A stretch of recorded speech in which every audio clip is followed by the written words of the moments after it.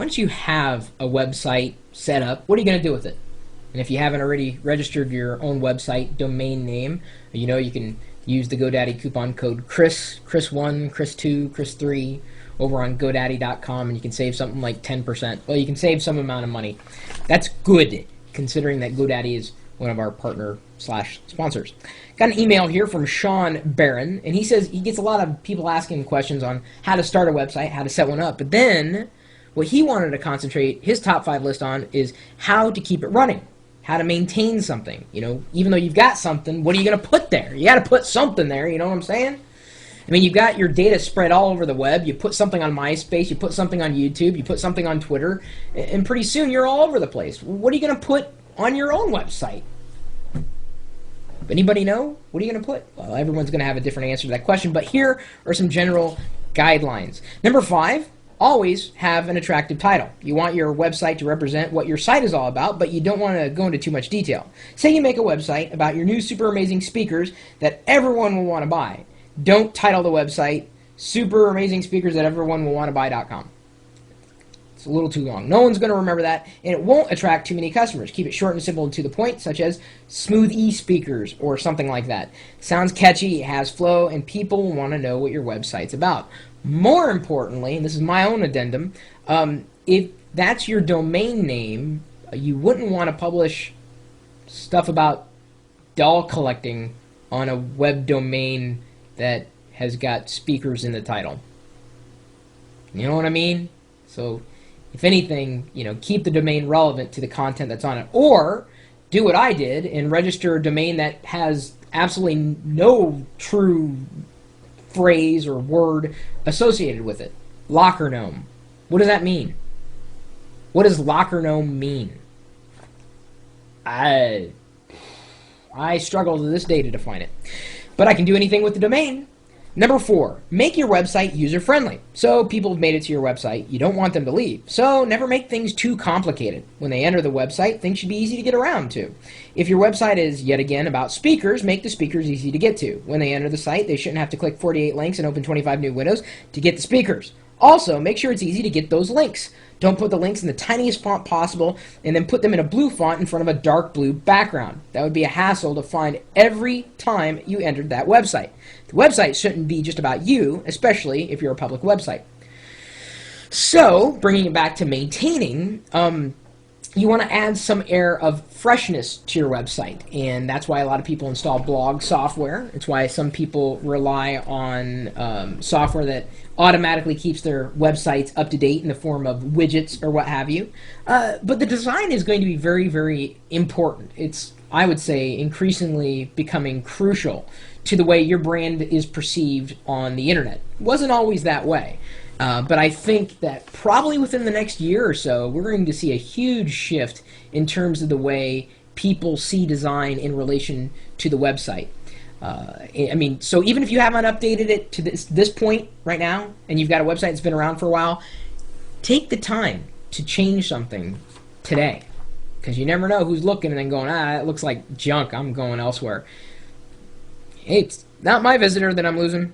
Number 3, a little advertisement goes a long way. There's money in the brand. Let everyone know you're there. Before they can get to your website, they have to find it. And honestly, not many people look up random topics to find a place to hang out or make a purchase. Everyone usually finds out about a website through the grapevine. So put your website links in your profiles and all the places you hang out on the net. People will see that you use it, and if you're a close friend, they probably choose to do business with you. And make sure you tell your real-life friends you have a website. When they check it out and they like it, they'll most likely tell your friends. Word travels fast across the internet. It's the one reason why, number 1, I'm publishing in YouTube and saying, hey, we're at live.pirillo.com. But it's another reason why I feel that, having some kind of dynamic presence in all these social networks is important, so long as you are able to say, hey, here's what I'm doing elsewhere on the web. You don't want to live inside of someone else's silo. For argument's sake, let's say MySpace disappears tomorrow. What happens to all the people who had blogs on MySpace or were sharing MySpace URLs? I mean, it's not very comforting. It's nice that it's there because I can network with people in a different way, all my quote-unquote MySpace friends, but, Where do you exist on the web? It's important to have a place to exist on the web that you know you're going to have. You know you own that place on the web. And then keeping it up to date with all the data that you're pushing out from all these different places.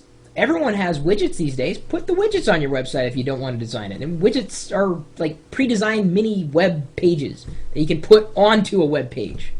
So you can make your main page, your site, completely dynamic without doing much anything different than what you're doing today. But letting people know where you are, I think, is extremely important. They're going to find you, more often than not, through Google. If you're not listed in Google, you're absolutely nowhere. Thing is, you got to be careful about spamming your link. Some communities don't like that.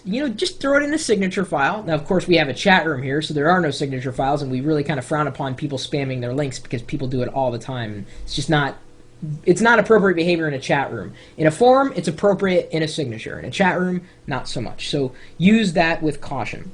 Number 2, everyone needs help sometimes. Running a website won't always be easy. Sometimes you need a little help. It's okay to hire a staff of friends, family, or even strangers who apply for the job. If they do their job right, they'll be great help, and you won't constantly have to check up on your website. Obviously, you want the viewers and/or customers to be attended to. A little help can help you do that. It's like a real-life business, if not more efficient, in the way that real-life businesses will usually have more than one person running them. Because unless that businessman or businesswoman wants to stay awake for 24 hours a day running the website, then I suggest finding an employee or two. Volunteers recommended. I couldn't run this chat room by myself. I certainly couldn't do a lot of the video stuff that I do on my own. I need help from as many different directions as I can take it. What I've learned over time is that if I ask someone to do something and it's not really what they want to do, or they're not interested in it, or they're not learning anything from it, then that's probably not the right person to hand something to. I try because I think there's potentially in working with somebody else in any capacity, but it's like asking a developer friend of mine if he wants to do sysadmin work on the website, and that's just not what they're interested in. They're more interested in web dev stuff. So then I found a sysadmin, and I said, will you do this? And he said, yeah, I do that. That's what I do. I'm like, great, cool. That's what you do. So as long as the job description fits what they want to do, where their interest lies, where they're being challenged the most, where they're learning the most, then that, I think, is kind of a perfect storm. And I'm not going to name any names because inevitably I'll leave someone out, and then it'll turn into a whole, just meltdown of emotion, and I don't want to go that far. Needless to say, if you're helping me, I thank you. I do. That's a sincere thank you. And number 1, update. And we're going to go back a couple points here. Things are being done in this world fast. Technology runs faster than we can. Sometimes it may seem hard to stay with keeping things fresh, but it's the best way to keep a website active. Make sure you always update your website's info. Whether you're updating because of the world news or you're updating because of personal issues, keeping the viewer or customer notified is always important. You don't want people to think a website is closing because you haven't been there in a while.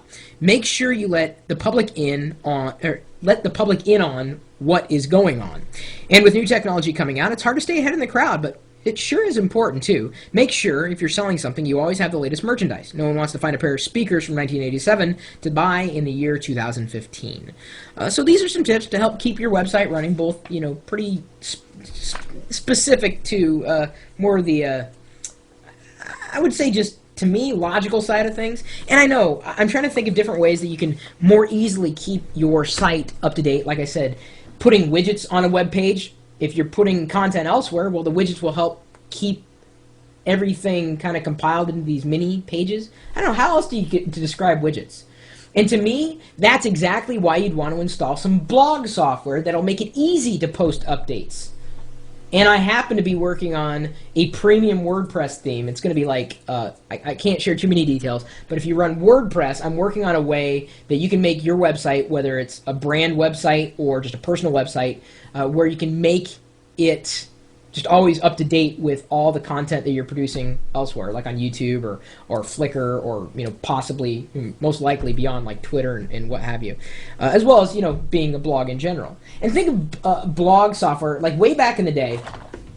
You would say, well, I want a website that has a way that I can publish web pages. I want to publish some images, I want to do this here, and I want to have that here. And you would basically create this collection of tools to get content published. Well, then, CMSs have adapted content management systems, but then blog software came out and said, okay, here you go.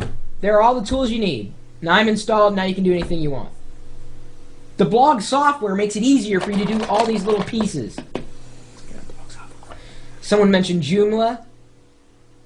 I'd rather run my face along a cheese grater for a half hour straight than use Joomla again. Sorry, not to offend any Joomla fans.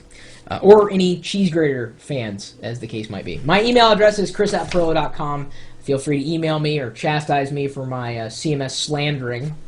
Hey, it's just my choice. Anyway, if you got any other tips to help someone keep their website up to date, I'd certainly be interested in reading them and sharing them with the rest of the community, because a lot of people are getting websites these days. I know that I enjoy blogging at chris.pirillo.com. I enjoy sharing my live life, as opposed to my debt life, with people from all around the world, and that's why I've got this live stream going on. We've got 837 people watching right now. Can you believe it? They're watching a geek wax pathetic about keeping a website up to date. So if 838 people have no life, no, I'm not trying to offend. It's going down. It's 826 now. Okay, I mean, they have a life. They're just enjoying sharing geek topics, tips, tricks, tech stuff, software, hardware. We're talking about all sorts of stuff, and we're waiting for you to stop by. So what are you waiting for? We're at live.pirillo.com. We'll see you later.